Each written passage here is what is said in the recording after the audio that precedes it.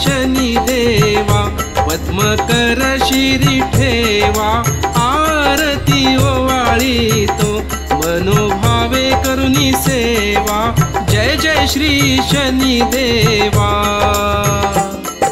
सूर्यसुता शनी मूर्ती, तुझी आगाध कीर्ती, एक मुखे काय वर्णू, शेषान चले स्फूर्ती, जय जय श्री शनी देवा। हि नीलांजन समाभासम रविपुत्र यमाग्रजम छाया मार्तंड संभुतम तन्नमामि शनेश्वरम। शनेश्वर महाराज की जय, हरेश्वर महाराज की जय, सर्वदेवत की जय, सर्व संतन की जय, धर्म की जय, अधर्म का नाश हो, गोहत्या बंदी हो, अपने अपने माता पिता की जय हो, जय हो जय हो जय हो। परम पूज्य विश्व चैतन्य अंधारातून प्रकाशाकडे घेऊन जाणारे महान संत आणि माझे सद्गुरू चैतन्य त्यागेश्वर महाराजांना मी प्रथम वंदन करतो। या कलियुगाचा राजा, सत्याचा सागर, सुरेसूत, मी म्हणणाऱ्यांना पाचावर धारण करणारा आणि असत्याचा नाश करणारा आणि सत्याचा विजय करणारा, दंडनीयांना दंड देणारा आणि आदरणीयांचा आदर करणारा असा धर्मप्रिय आणि शिवप्रिय आणि तुम्हांचा आराध्य दैवत या कलियुगाचा राजा यांना आपण प्रथम दंडवत नमस्कार करूया। आपण पाहत आहोत धर्म कसा असावा आणि भक्ती कशी असावी आणि प्रपंच करून परमार्थ तो कसा सुखाचा आनंदाचा असावा आणि परमार्थ करण्यासाठी हा जो काळ आहे हा सगळ्यात पवित्र आणि निर्मळ असा आहे। ह्या चातुर्मासाच्या काळातील श्रावण मास, हा श्रावण मास जिकडे पाहाल तिकडे हिरवळ आहे। आपल्या नजरेमध्ये, भावनेमध्ये, आपल्या विचारामध्ये सुद्धा तसाच हिरवागार असा निसर्गरम्य असला पाहिजे। पहाटे जर तुम्ही लवकर उठला तर तुमच्या लक्षात येईल चिमण्यांचं किलबिल, राजहंस पक्ष्यांचं आवाज, भरद्वाज पक्ष्यांचं आवाज, कोकिळांचं कुहुकू असा आवाज आणि अशा अनेक पक्ष्यांचं किलबिल चालू असतो। अनेक किलबिल असा सुंदरसं त्यामध्ये एक प्रकारचं संगीत असतो, एक प्रकारची धून असते आणि ती धून आपल्या कानावर पडल्यानंतर आपलं मन मनोमनी प्रसन्न होत असतो। आणि आपण बाहेर जेव्हा येतो, बाहेर आल्यानंतर पाहतो जिकडे पाहाल तिकडे हिरवं असतो, म्हणून याला श्रावण मास असं म्हणलेलं आहे। आणि श्रावण मासामध्ये या मृत्यूलोकामध्ये शिवतत्वाचे लहरी खूप मोठ्या प्रमाणात प्रसारित झालेल्या असतात आणि ते आपल्याला फक्त ग्रहण करायचं असतो। ते ग्रहण सहजासहजी होत नाही। मग ग्रहण करायचं असेल तर ते नामाच्या रूपाने आपल्याला ग्रहण केलं पाहिजे, भक्तीच्या रूपाने आपल्याला ग्रहण केलं पाहिजे आणि शुद्ध कर्म करून आपल्याला ग्रहण केलं पाहिजे आणि त्यातनं मंथन करून शुद्ध ज्ञान प्राप्त केला पाहिजे। आपण आजपर्यंत पाहतो आणि अशा करण्याने माणसाच्या मनामध्ये बदल होतो, मानसिकता बदलते आणि बदलत असतानासुद्धा हिंदू सनातन संस्कृतीप्रमाणे या पवित्र अशा श्रावण मासामध्ये पवित्र असा येणारा पौर्णिमा, हा पौर्णिमा सगळ्यात पवित्र असा, निर्मळ असा, स्वच्छंद असा, निष्कलंक आहे, स्वच्छ आहे तो पौर्णिमा। म्हणून त्या पौर्णिमेला गुरुपौर्णिमा, आपल्या या पौर्णिमेला आपण नारळी पौर्णिमा म्हणतो आणि याच पौर्णिमेला कोकणामध्ये नारळी पौर्णिमा म्हणतात आणि आपल्याकडे मात्र रक्षाबंधनाचा कार्यक्रम असतो आणि रक्षाबंधनाचा पौर्णिमा असतो आणि या दिवशी आपण बहीण भावंडाचं नातं जे असतो ते आणखी घट्ट करायचं असतो आणि घट्ट करण्यासाठी मात्र आपण काय केलं पाहिजे हे अत्यंत काळाची गरज आहे। आणि हे करत असताना मात्र आपण थोडंसं वेगळ्या पद्धतीनं थोडंसं पाहतो।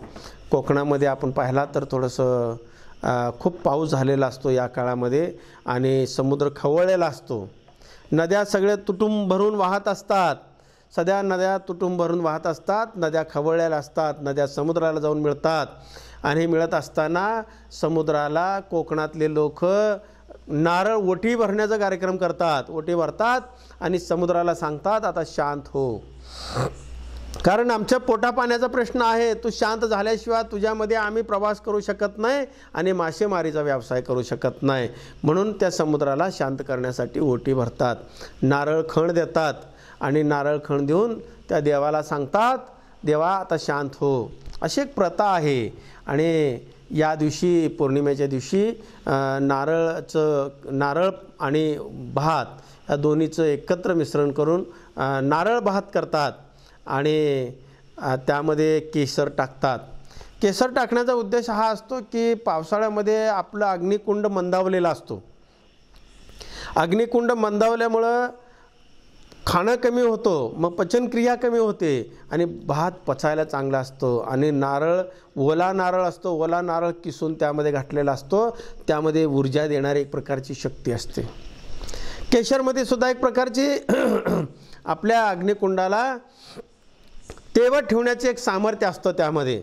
म्हणून त्या दिवशी ते केसर टाकून नारळ भात आपल्याला करायचा असतो आणि ते नैवेद्य दाखवायचा असतो आणि नैवेद्य दाखवून ते आपल्याला ग्रहण करायचा असतो. हा झाला आहे कोकणातला भाग. पण संपूर्ण देशामध्ये जे हिंदू धर्म सनातन परंपरेमध्ये जगामध्ये विश्वामध्ये मी म्हणतो त्या दिवशी एक चांगलं नाथं असतं. तसं पाहिलं तर इतिहास आपण पाहिला तर अगदी त्रेता द्वापारपासून हे चालत आलेली प्रथा आहे. त्रेता द्वापारपासून हे कलियुगामध्ये तर चालत आलेलंच आहे, चालतोच. पण त्याचं त्यावेळेसचं कारण वेगळं होतं, आत्ताचं कारण वेगळं आहे. रक्षाबंधनाचा अर्थच आपल्याला समजून घेणं काळाची गरज आहे. रक्षाबंधन म्हणजे कुणीतरी एक बहीण असते, त्या बहिणीने एक 5-10 रुपयाचं राखी बांधायचं आणि आपण राखी खालीवर बघायचं आणि खालीवर बघून आपण निर्णय घ्यायचा की किती त्याच्या ओवाळणी टाकायची. हा ओवाळणी टाकण्यासाठी देण्यासाठी घेण्यासाठी नसतो. हा राखी पौर्णिमेचा उद्देश हा आहे की एका बहिणीचं रक्षण भावाने केलं पाहिजे, हा त्याच्या पाठीमागचा हेतू असतो. मग बहीण भावंडाचंच नातं असतं नाही आहे. ब्राह्मणसुद्धा क्षत्रियांना बांधतात, ब्राह्मणसुद्धा क्षत्रियांना राखी बांधतात. मनगटावर राखी बांधणं म्हणजे पवित्र समजला जातो. आपण सुद्धा आहे का तुझ्या मनगटात दम, आपण सहज बोलून जातो. तुझ्या भाऊमध्ये तुझ्या दंडामध्ये ताकद आहे का, आपण म्हणून जातो. म्हणून ज्याच्याकडे पुरुषार्थ आहे, ज्याच्याकडे मनगटात दम आहे, ज्याच्याकडे मनगटात ऊर्जा आहे, अशा माणसाच्या हातात आपण राखी बांधली तर आपलं रक्षण होऊ शकते. म्हणून प्रत्येक भारतीय स्त्री एका पुरुषाला राखी बांधत असते. राखीचं पावित्र्य खूप आहे. रेशीम धागा बांधलेला असतो, रेशीम गाठी खूप पवित्र असतात. रेशीम गाठी आपण लग्नपत्रिकेसुद्धा छापताना छापत असतो. म्हणून मनगटामध्ये डॉक्टरसुद्धा बघा बोटं मनगटामध्ये धरत असतो. मनगटामध्ये बोटं धरला की त्याला कळतं पायापासून ते मेंदूपर्यंतच्या नाड्या किती ताकदवान आहेत, किती प्रवाहित आहेत, हे डॉक्टरसुद्धा मनगटाला धरत असतो. ही भारतीय संस्कृती आहे. जेव्हा एक पुरातन अशी गोष्ट आहे, पुरातन यमराजा जेव्हा यमीकडनं राखी बांधून घेतला तेव्हा यमीनं विचारलं की मला काय वरदान देणार आहेस. तेव्हा यमाने सांगितलं जो यमधर्म पाळेल, जो सत्यवादी असेल, न्याय निवाडा करणारा असेल, जो धर्मप्रिय असेल, त्याला मी कधीच पिडणार नाही, असं यमाकडनं वरदान घेतलेले आहे. जेव्हा आपण पाहतो इतिहास थोडंसं पाठीमागे गेला तर जेव्हा एकदा इंद्रदेव हारला दैत्याकडून, लढाईमध्ये हारल्यानंतर तो पळून गेला. इंद्रदेव दैत्यांचा विजय झाला आणि पळून गेल्यानंतर बृहस्पतीकडे गेला, गुरुकडे. आणि गुरुकडे गेल्यानंतर गुरुला शरण गेल्यानंतर गुरुंना विचारलं की मी दैत्यापासून हरलेला आहे, माझं राज्य सगळं गेलेलं आहे आणि मला आता तोंड दाखवायला जागा नाही, मी काय करू. तेव्हा ही ताकद माझ्याकडे नसून शशीकडे आहे. शशी म्हणजे स्वतःची पत्नी, शची असं तिचं नाव आहे. ते इंद्रायणीकडे गेला आणि इंद्रायणीकडे गेल्यानंतर इंद्रायणीनं पाहिलं की माझा नवरा हरला आहे. तिनं स्वतःचा पदर फाडला आणि पदर पाडून पतीच्या मनगटात बांधला. पतीच्या जेव्हा मनगटात बांधल्यानंतर एक प्रकारची ऊर्जा तयार झाली त्यामध्ये आणि परत तो युद्धामध्ये जिंकला आणि सतत परत तो राज्य परत मिळवला. म्हणजे एवढं मनगटामध्ये जेव्हा दोरी बांधतो, ही दोरी नसून एक सूत्र आहे, एक शक्ती आहे, एक ऊर्जा आहे, एक ताकद आहे. म्हणून आपण राखी पौर्णिमेला वेगळं असं गल्लत काही समजू नका. अजून पाठीमागे आपण जर थोडंसं आपण जर वैष्णव संप्रदायामध्ये पाहिलं तर आपल्या लक्षात येईल की बळीराजा हा खूप मोठं नाव. बळीराजाचं तिन्ही लोकात नाव होतं दानशूर म्हणून. त्या बळीराजाच्या दारापुढे 1-2 शिपाई होते. आपण सुद्धा लग्न वगैरे असताना बघा घरापुढे रंगरंगोटी करत असतो. रंगरंगोटी केल्यानंतर घराच्या दोन्ही बाजूला 2 शिपाई असे भाले घेऊन थांबलेले आपण काढत असतो.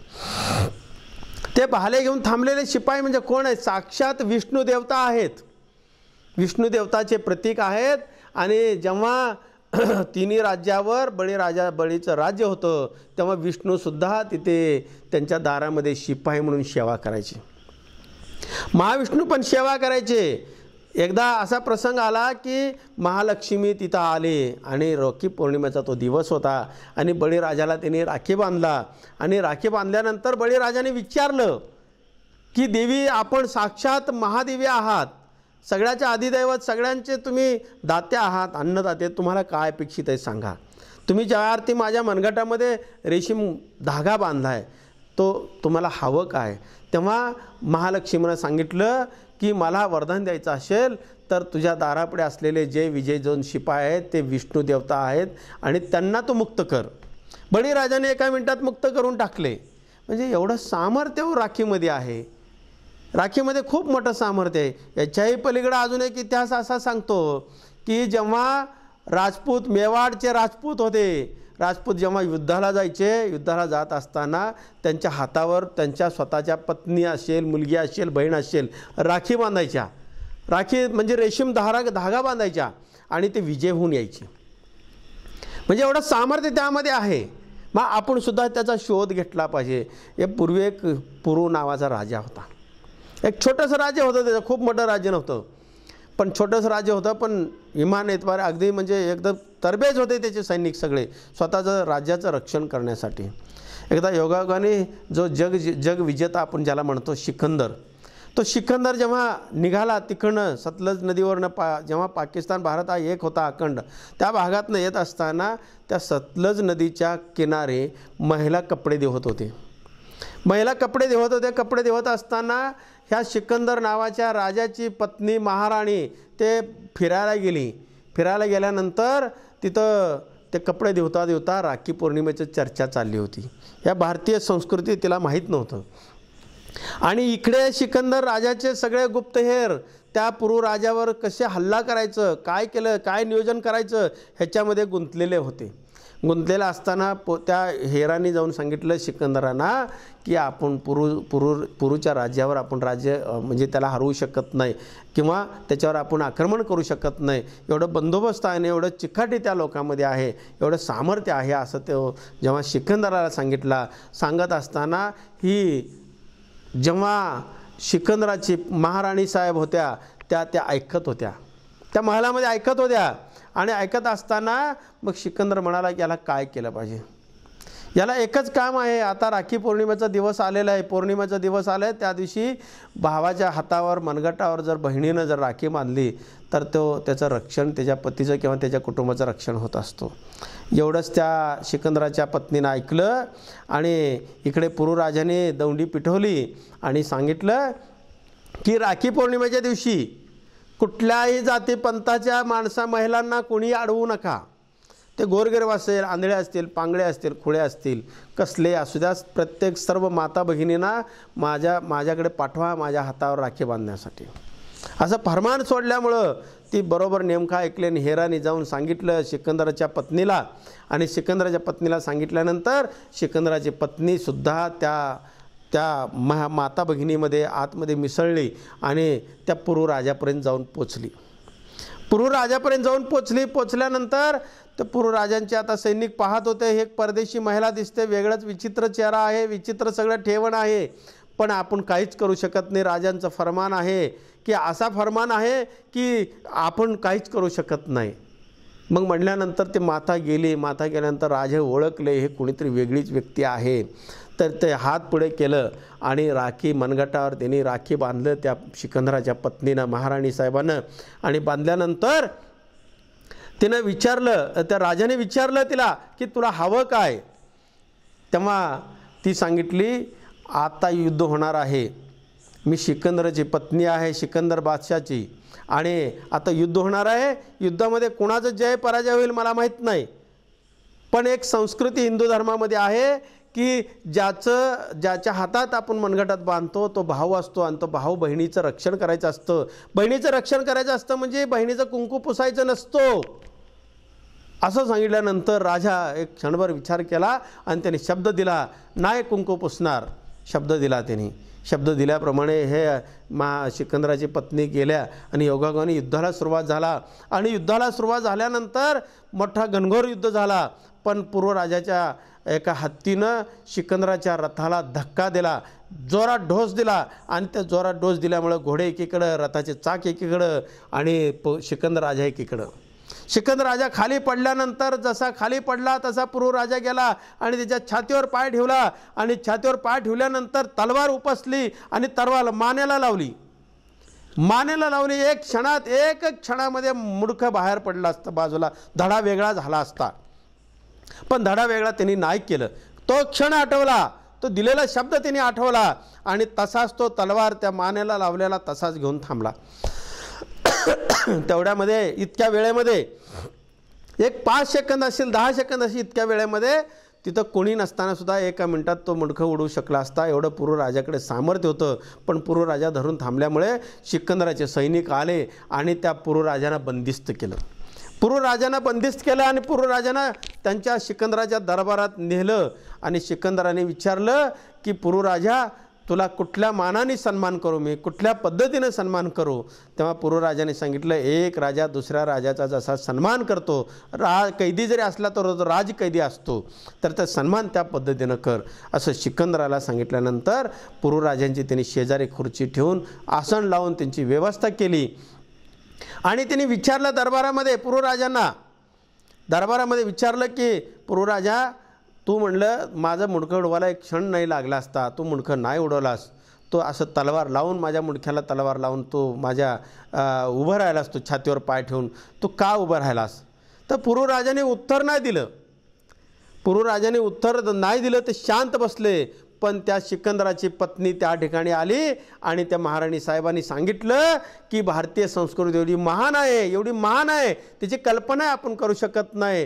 पूर्व राजाने मुंडकं उडवलं असतं, पण पूर्व राजाने मला शब्द दिलेला आहे, कधीही मनगटावर बांधणाऱ्या बहिणीचं कुंकू कधीही पुसलं जात नाही, आणि पुसणार नाही हे शब्द दिल्यामुळे त्यांनी तुमचं मुंडकं उडवलं नाही. त्याच ठिकाणी सिकंदर बादशाह उठला आणि सन्मान त्याचा केला त्या राजाचा. ही आमची भारतीय संस्कृती सांगते बाबा. मी एवढा गोषवारा सांगण्याचा पाठीमागचा उद्देश समजून घ्या. लोकांचा गैरसमज झालेला आहे. धागा बांध म्हणजे बहिणीचा प्रश्न मिटला.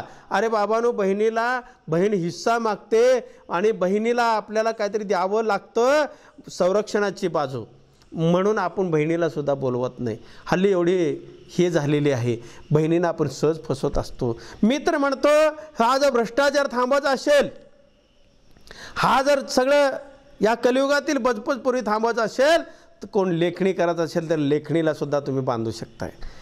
जो प्रेमी असेल त्या वृक्षाला सुद्धा तुम्ही एक राखी बांधा ना. का नाही बांधू शकत? ह्या निसर्गाला राखी बांधा ना. आपण एवढा विचार करतो, हे सगळे रोडवर फिरणारे ज्या गोर गरीब अनाथ आहेत, त्यांचं कोणी वारस नाही, यांना एक एक राखी बांधा ना. त्यांची जबाबदारी घ्या ना. हे तुमची माझी जबाबदार नाही का? आपल्याला देव ज्ञान कशाला दिलेलं एवढं मोठं? आपल्याला श्रीमंती कशाला दिलेले? मनाने श्रीमंती दिलेले, संपत्तीने श्रीमंती दिलेले, सगळ्या बाजूने दिलेले. म्हणून आपण एक संकल्प करा, एक वृक्ष एक राखी, एक रोडवरचा अनाथ माणूस तो एक राखी. हे संकल्प आपण करू शकतो. जो कोणी लेखणी करत असेल, पेनाला तुम्ही राखी बांधा ना. कधीही चुकू नका. ह्याच्यातच मोठी खरी ह्या सण साजरा करण्याचा आपल्याला आनंद मिळणार नाही तर आनंद मिळणार नाही. म्हणून तुम्ही यमाचं उदाहरण घ्या, बळीराजाचं उदाहरण घ्या, इंद्राचं उदाहरण घ्या. ह्या सगळ्याचं पाठीमागचा एकच उद्देश आहे की स्त्री नारी शक्ती महासामर्थ्यवान आहे. नारी शक्तीला तुम्ही जवळ करा, नारी शक्तीचं सन्मान करा, मान सन्मान ठेवा, तर तुम्हाला त्यांच्याकडनं सामर्थ्य मिळाल्याशिवाय राहणार नाही. आणि हे सामर्थ्य मिळवण्याचं एकमेव सण असेल तर राखी पौर्णिमा. या राखी पौर्णिमेच्या दिवशी आपल्याला आणखी एक संकल्प करायचा आहे. आपल्याला आणखी एक संकल्प करायचा आहे की व्यसनाला सुद्धा राखी बांधून टाकायचे, तर बंद करायचं, बंद करायचं, सगळे व्यसनं बंद करायचे आणि निसर्गावर प्रेम करा, आईवडिलावर प्रेम करा, बहिणीवर प्रेम करा, भावावर प्रेम करा, मुलीवर प्रेम करा आणि पत्नीवर प्रेम करा. लक्षात ठेवा, शचीनं जेव्हा इंद्राच्या हातावर बांधली तेव्हा इंद्र जिंकला. मग स्वतःच घरातली पत्नी एवढी पवित्र असताना, निर्मळ असताना, सामर्थ्यवान असताना मात्र आपण त्याच्याकडे दुर्लक्ष करतो. दुर्लक्ष होता कामा नये. म्हणून आता येणाऱ्या श्रावण मासातील सोमवारी हा राखी पौर्णिमेचा कार्यक्रम आहे. तो राखी पौर्णिमेचा कार्यक्रम आपण व्यवस्थित पार पाडावा आणि प्रत्येकाने संकल्प करावा. आपली बहीण नसेल तर एखाद्या शेजाऱ्यांना बहीण मानावं, एखाद्या बहिणीनं आपला भाऊ नसेल तर शेजाऱ्याला भाऊ मानावं. एवढा आपण संकल्प करा. प्रत्येक झाडाला, वृक्षाला बांधा, प्रत्येक जलाला बांधा, प्रत्येक तुम्ही तुमच्या कारभाराला बांधा, तुमचे व्यवसाय असतील काट्याला बांधा, तुमच्या तराजूला बांधा. एवढंच नसेल तर कधीही कुणाला न बांधला असेल तर एखाद्या अनाथाला बांधा, पण बांधा. राखी बांधण्याचं त्याचं पावित्र्य वाढतं, तुमची ऊर्जा वाढते आणि त्यांची ऊर्जा वाढते. हाच आपण श्रावण मासातील, चातुर्मासातील सगळ्यात मोठा सण साजरा केल्याचा आणि प्रपंच करत असताना परमार्थ केल्याचा आपल्याला पुण्य मिळाल्याशिवाय राहणार नाही.